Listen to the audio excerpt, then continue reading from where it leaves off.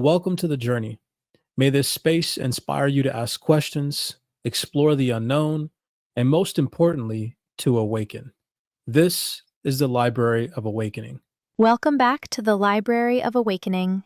Today we're opening The Mysterious Numbers of the Hebrew Kings by Edwin R. Thiele, and in Chapter 1, you'll discover why chronology is described as the backbone of history, revealing how understanding the exact timing of kings, events, and biblical records is essential to uncovering the true sequence of ancient history and restoring order to what many scholars once believed was confusion and contradiction.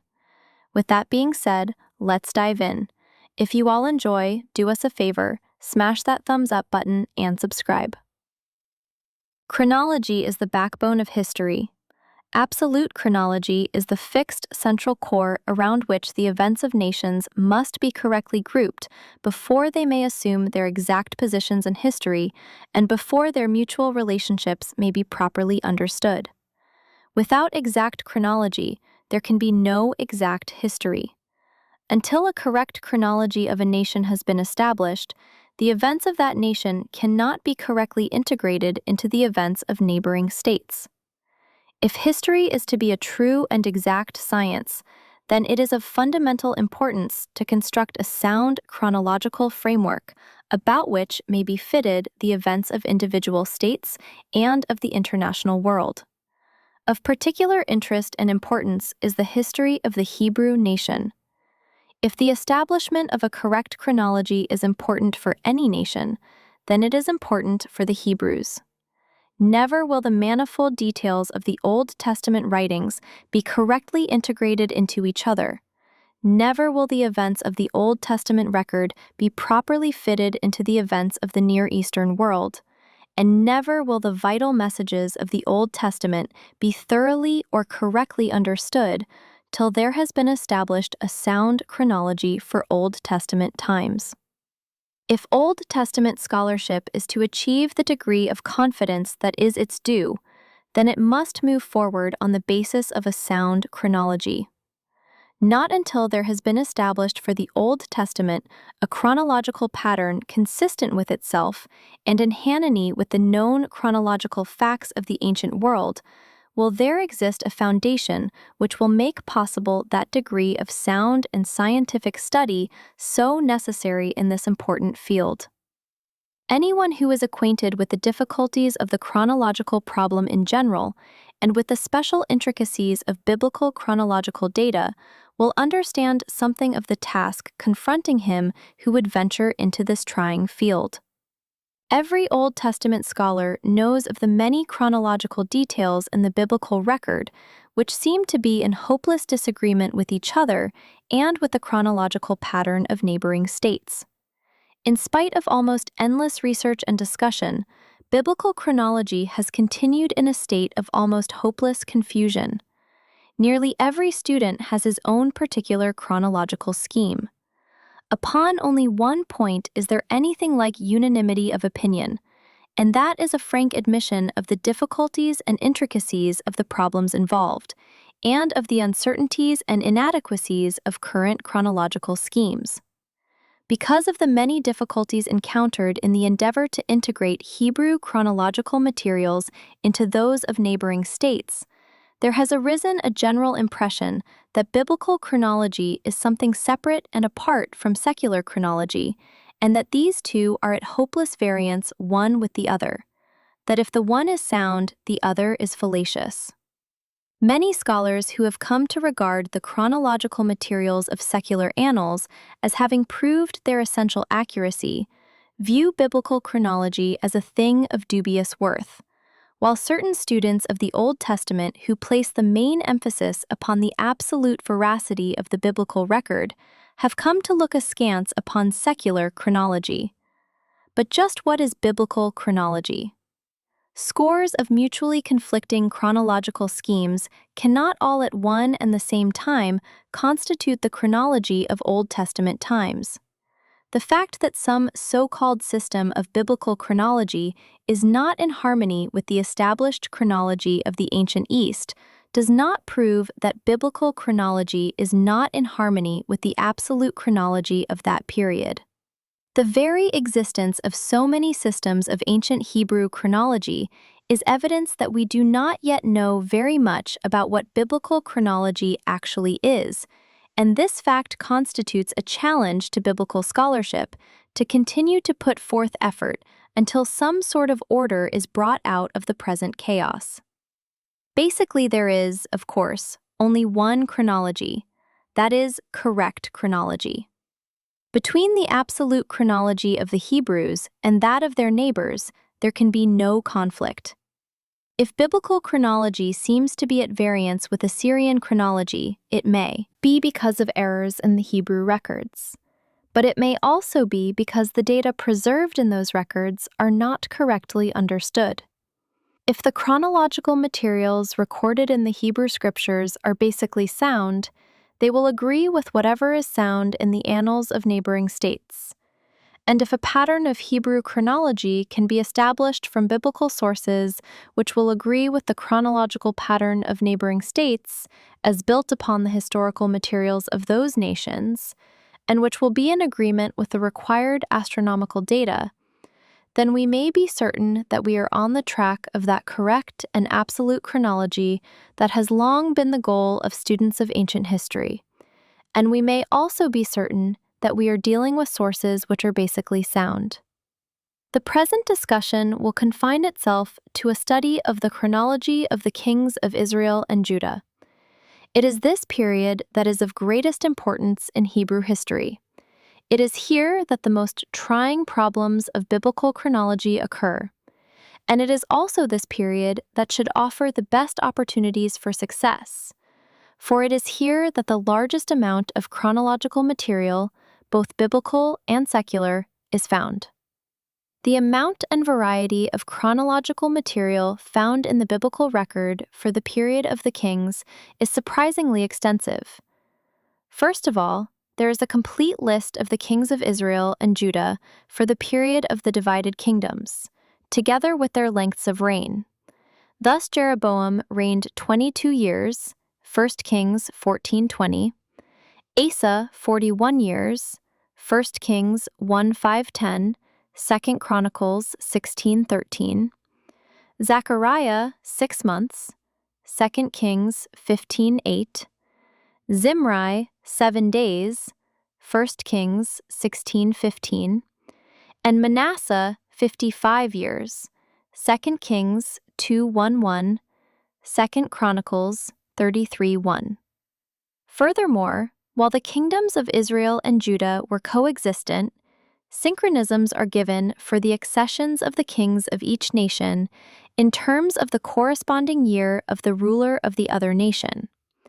Thus, Abijam came to the throne of Judah in the 18th year of Jeroboam of Israel, 1 Kings 15:1, 2 Chronicles 13:1. Jehoshaphat began to rule in Judah in the 4th year of Ahab of Israel, 1 Kings 2:41. Nadab in Israel ascended the throne in the 2nd year of Asa of Judah, 1 Kings 15:25. Azariah took the throne of Judah in the 27th year of Jeroboam II of Israel, 2 Kings 15:1. And Menahem of Israel in the 39th year of Azariah of Judah, 2 Kings 15:17. It will be noticed that many of the chronological details regarding the Hebrew rulers are recorded not only in the books of Kings, but in Chronicles as well. 1. In the case of the kings of Judah, the age at the time of accession is frequently given. Jehoshaphat was 35 years old when he came to the throne, 1 Kings 22:42, 2 Chronicles 20:31. Jehoram was 32, 2 Kings 8:17, 2 Chronicles 20:21-5, 20. Joash was 7, 2 Kings 11:21, 2 Chronicles 24:1, and Manasseh 12, 2 Kings 2:11, 2 Chronicles 3:3:1. At times, the year of reign is given when certain events took place. We are told, for instance, that in the 23rd year of Joash, breaches in the house of the Lord had not yet been repaired. 2 Kings 1:2-6. In the 7th year of Hoshea, Shalmaneser began his siege of Samaria.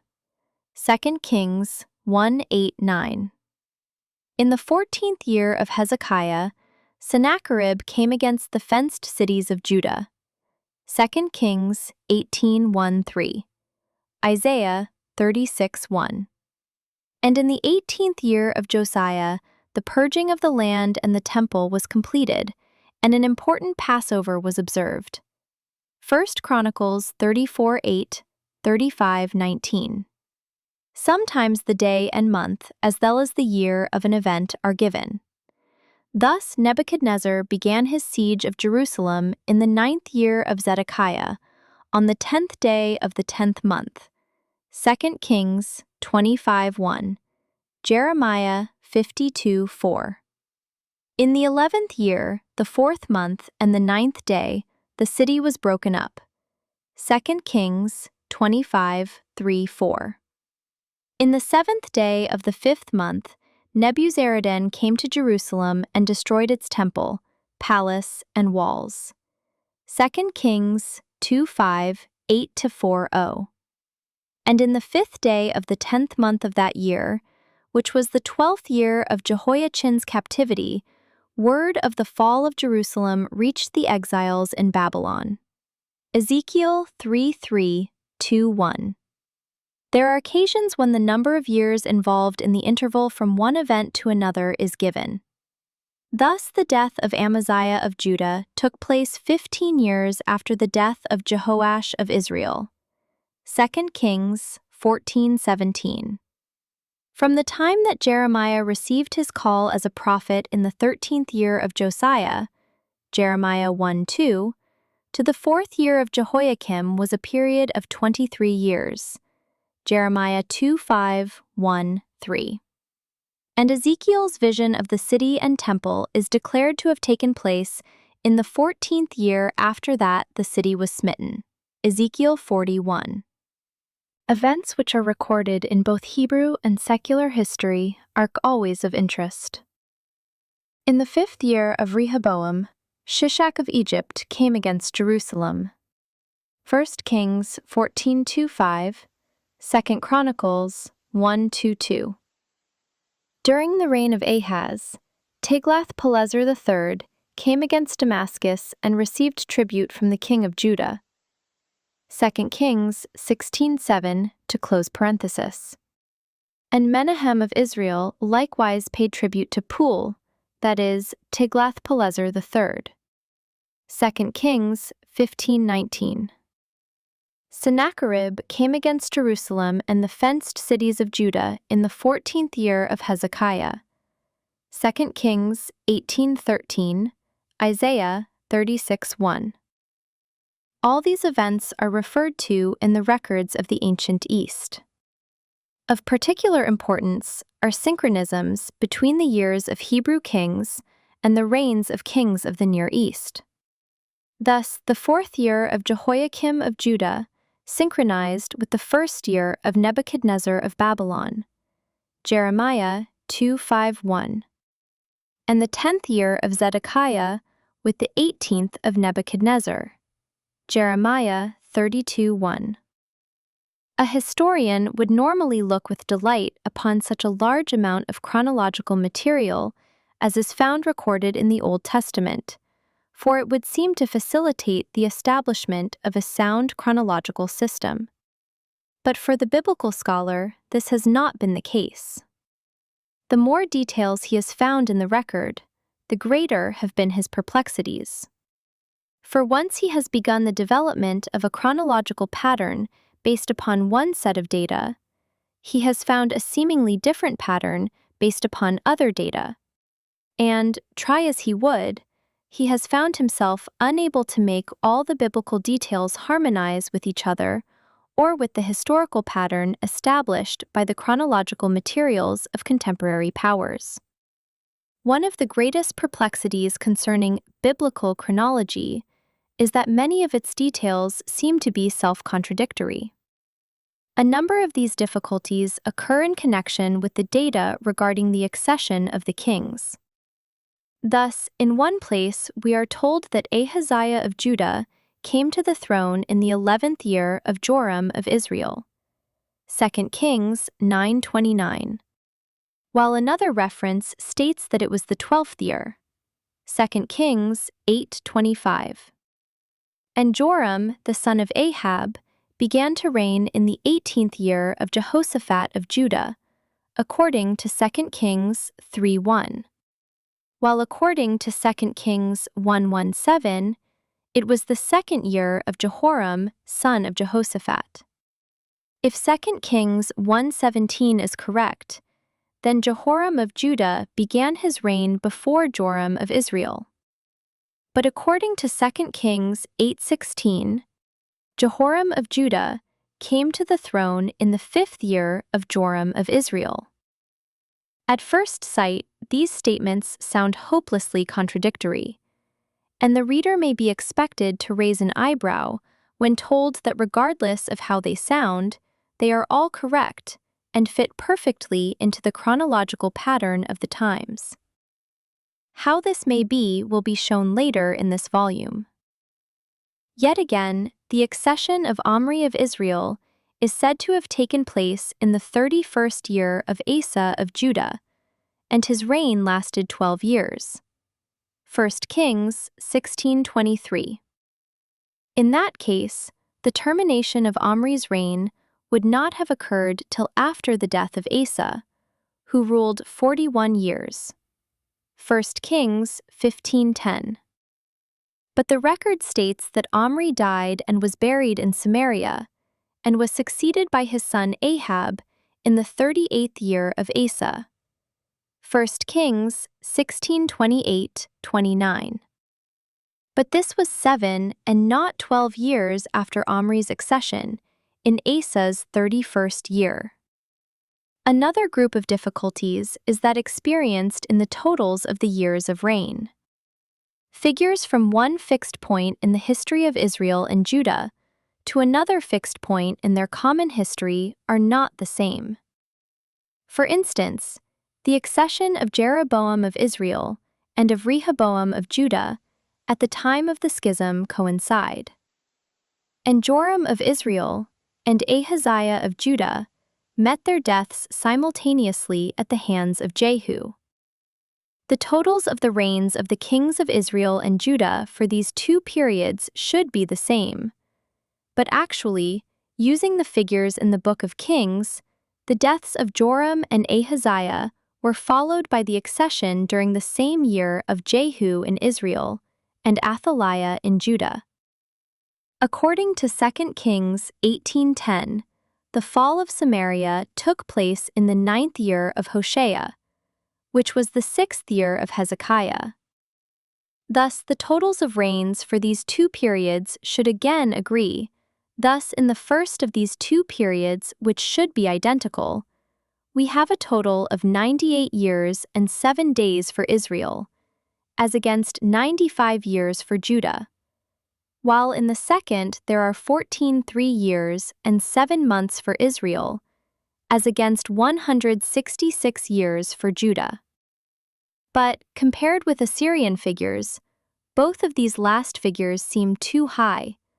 For from 841 BC, the 18th year of Shalmaneser III, when the latter reported having received tribute from Jehu, usually conceded to be very early in Jehu's reign, to the accession of Sargon in 722/21, when the latter claimed to have captured Samaria, is only 120 years. Thus, compared with Assyrian figures, the total of the reigns of kings of Israel for this period seems to be about 2-3 years too high, while for Judah there seems to be an excess of about 46 years. Perhaps the greatest single difficulty of Old Testament chronology is found in the seeming disagreement between the synchronisms in the lengths of rain. Every scholar who has endeavored to work out a chronological pattern based upon both the synchronisms and the lengths of rain knows something of the extreme difficulties involved.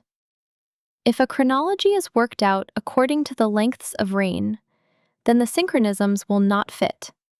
And if the synchronisms are employed, then it appears that the lengths of rain must be discarded. The two sets of data just do not seem to fit one into the other. Only a few examples need be given. Amaziah of Judah came to the throne in the 2nd year of Jehoash of Israel, 2 Kings 14:1, and reigned 29 years, 2 Kings R 4:2. Since the length of the reign of Jehoash was 16 years, 2 Kings 1:3-10, the first 14 of Amaziah's 29 years would fall within the reign of Jehoash, and the remaining 15 years would fall within the reign of Jeroboam, successor of Jehoash. It would be expected then that Azariah, son and successor of Amaziah, would have come to the throne in the 15th year of Jeroboam. But we are told that Azariah came to the throne in the 27th year of Jeroboam, 2 Kings 1:5-1. If Amaziah terminated his reign in the 15th year of Jeroboam, and his successor did not begin his reign till the 27th year of that king, who ruled over Judah during the intervening 12 years? Yet again, Jeroboam ruled 41 years. 2 Kings 14:2-3. Since Azariah came to the throne in the 27th year of Jeroboam, 2 Kings 1:5-1, the death of Jeroboam would come 14 years after Azariah had begun his reign, and we would look for Zechariah, son and successor of Jeroboam, to come to the throne in the 14th year of Azariah. But the record states that Zechariah began to reign in the 38th year of Azariah, 2 Kings 15:8. What should be done with the intervening 24 years? And yet again, Pekah of Israel began his reign in the 52nd year of Azariah, 2 Kings 15:27. Since Azariah reigned 52 years, 2 Kings 15:2, Pekah began his reign in the year in which Azariah died and in which he was succeeded by his son Jotham. Jotham reigned 16 years, 2 Kings 15:33, and was followed by his son Ahaz. The length of Pekah's reign was 20 years, 2 Kings 15:27, 16 of which would then coincide with the reign of Jotham, and the last 4 with the first 4 of the reign of Ahaz.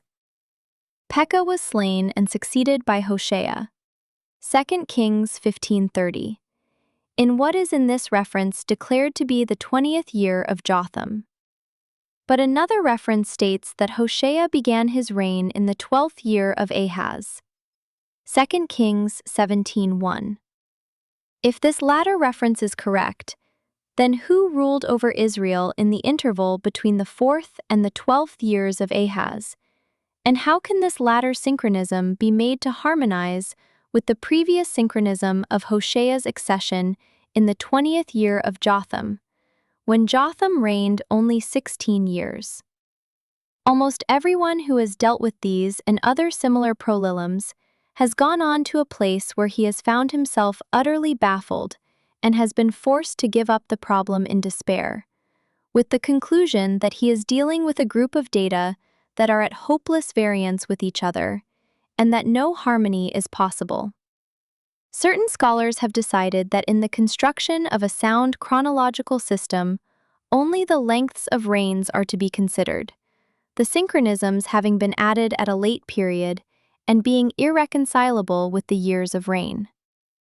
Yet others have come to the conclusion that it is the synchronisms which provide the correct picture of Hebrew chronology, and that it is the lengths of reign which are artificial and erroneous, and hence to be discarded.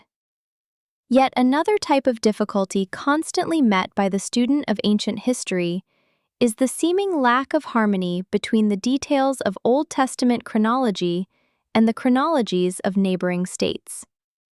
The dates of Assyrian kings, for the period in which the most frequent contacts between Assyrian and Hebrew history occur, are quite definitely established.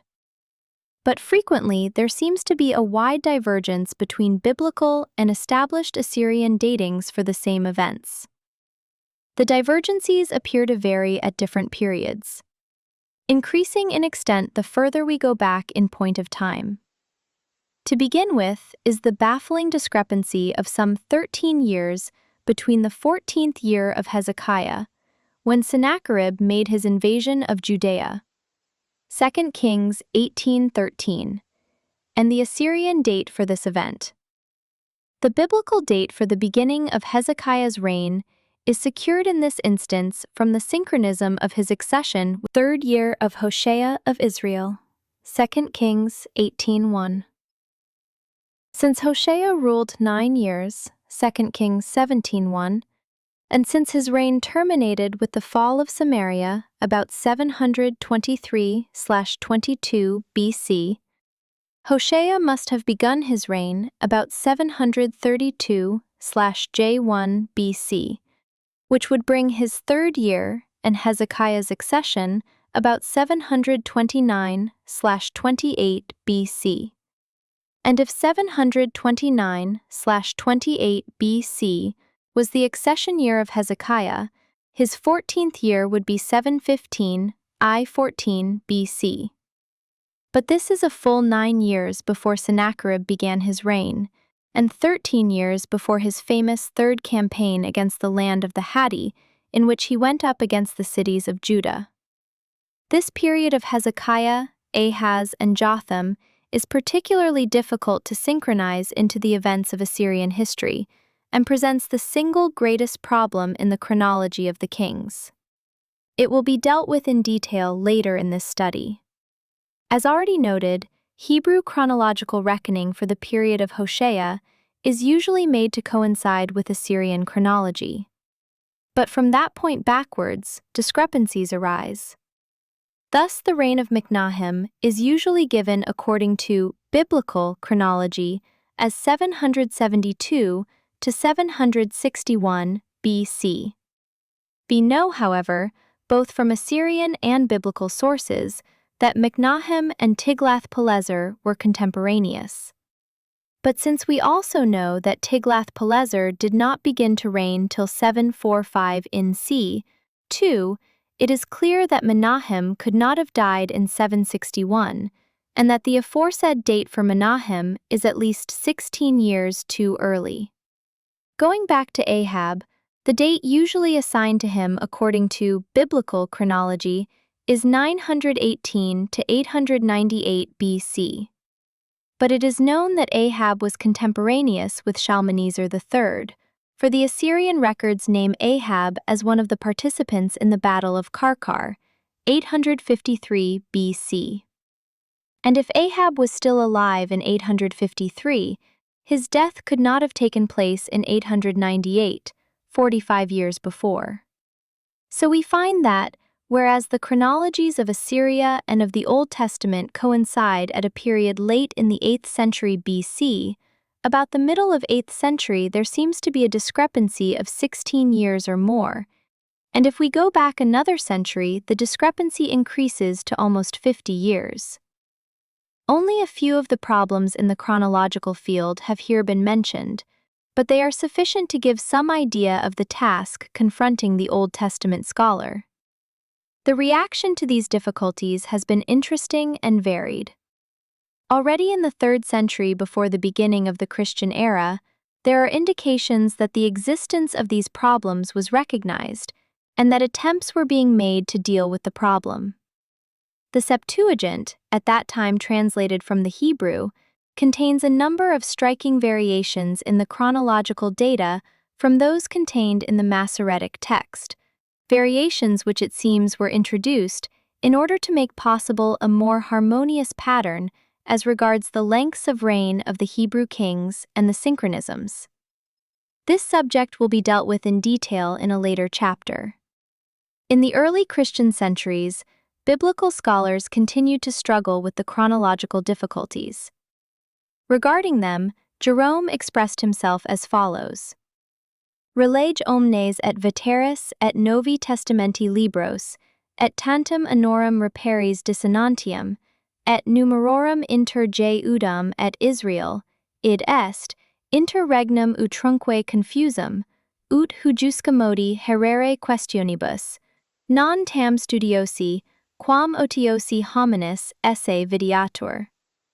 Tres, all the books of the Old and New Testament, and you will find such a discord as to the number of the years, such a confusion as to the duration of the reigns of the kings of Judah and Israel, that to attempt to clear up this question will appear rather the occupation of a man of leisure than of a scholar. It is the opinion of some of the most careful modern students of Old Testament history that, in spite of certain accidental errors of transmission and certain mistakes that may have occurred in working out the synchronisms, both the lengths of the reigns and the synchronisms are, in general, accurate, and that the original data available to later scribes must have been sufficiently full and reliable to make passable the construction of a chronology which is neither fantastic nor artificial, but basically sound.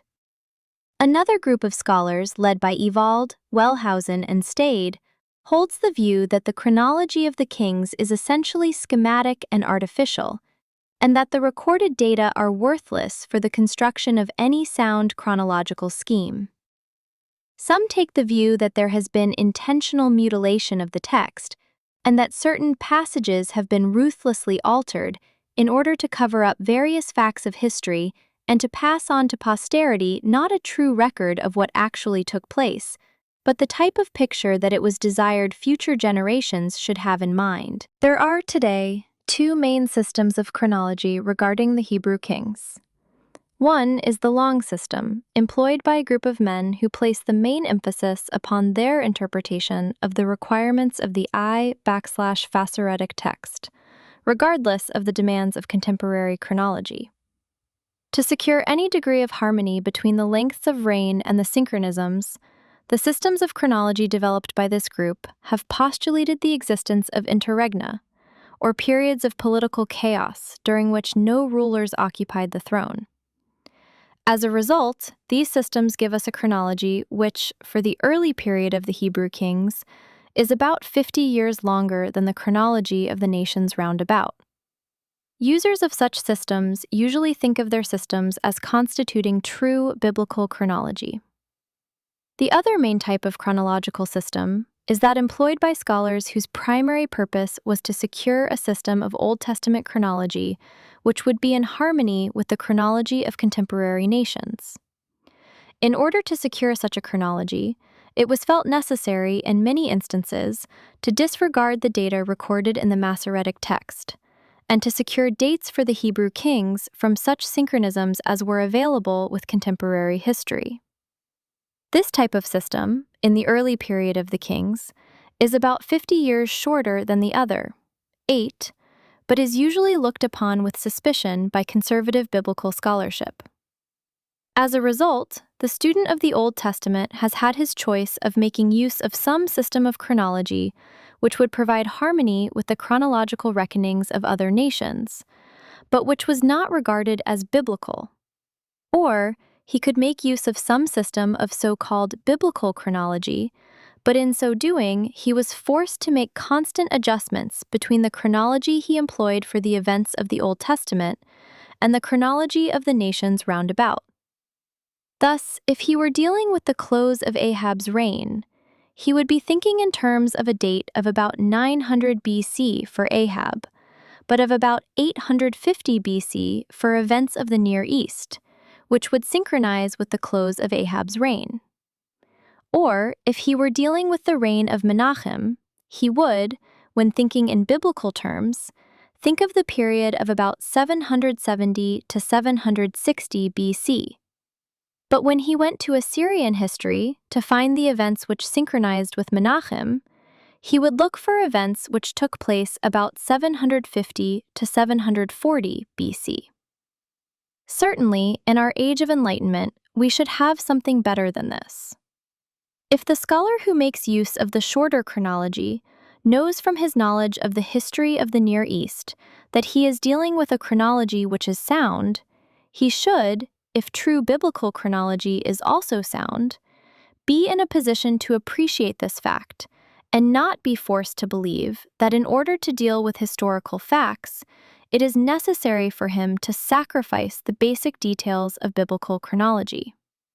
Or, if the conservative Old Testament scholar knows that his biblical chronology is indeed the true chronology of the Hebrew Scriptures, and if he knows that this longer chronology is indeed the absolute chronology of the period in question, he should be able, with the vast amount of historical data now at hand, to put his finger on the specific chronological mistakes in secular history, and secure a secular chronology which is in harmony with his biblical reckoning. If it is true that the chronological data concerning the kings of Judah and Israel recorded in the Old Testament are fundamentally unsound, it would then indeed be a hopeless task to endeavor to establish any exact chronology upon such a foundation. But work we as yet altogether certain that such is the case? The fact that up to the present no scheme has as yet been devised which will bring harmony out of the many seeming contradictions does not of itself prove that harmony is impossible. The difficulties in the system which have induced the opinion that the figures are not dependable really establish no more than that the key which might provide the solution has up to the present not yet been produced. And an unsolved problem in any field is always a challenge to further effort and research till a final solution is reached. Among the many appraisals of the chronological problem of the Old Testament, perhaps that of Professor Thiele is worthy of more attention than it has received. The Israelitish numbers and the parallel numbers referring to Judah do not agree at the points at which we are able to compare them. Besides, the well-established Assyrian dates differ considerably from those deduced from the Old Testament. Both facts show either that the numbers, originally given accurately, of the books of Kings were in course of time altered by disturbing influences, errors of scribes, misapprehensions of the meaning, etc. Or else that we are no longer mapasmen to discover the original method of reckoning according to which the sums of the several items were bound to agree. Or finally, that both causes have contributed to bring about the present state of things. The latter is most likely the case. Certainly, at the current stage of Old Testament scholarship, no one will be in position to give categorical proof that any of the possibilities suggested by Professor Thiele may not have some part in accounting for the present situation as regards the chronology of the kings. If errors on the part of the scribes may prove to be one possible source of our difficulties with Hebrew chronology, yet another source must be recognized in ourselves. For we, today, may simply no longer be in a position to determine the underlying factors whereby the available data will be found to agree. And does not this possibility constitute a challenge to further investigation? On the assumption that the real difficulty may lie in our own present lack of information, rather than in the insolubility of the problem itself?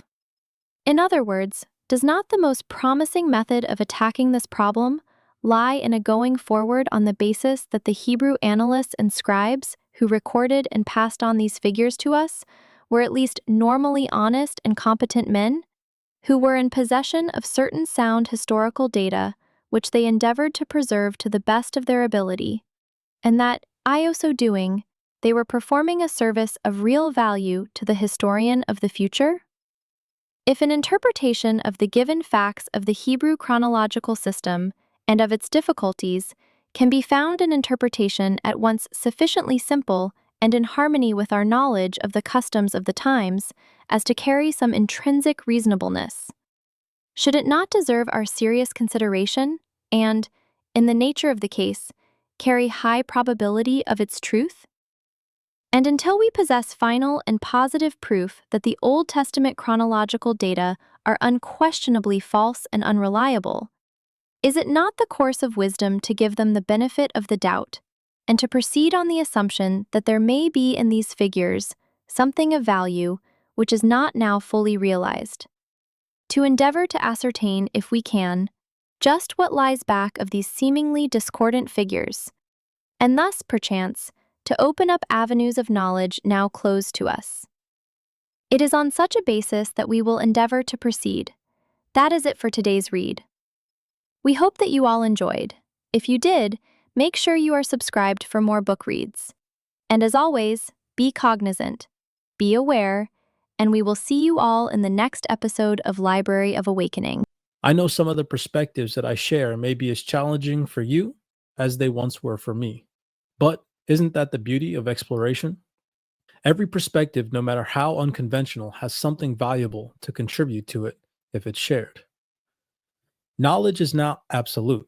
It's a living, breathing phenomena, shaped and reshaped over time. The important thing is not always be right, but to always be curious.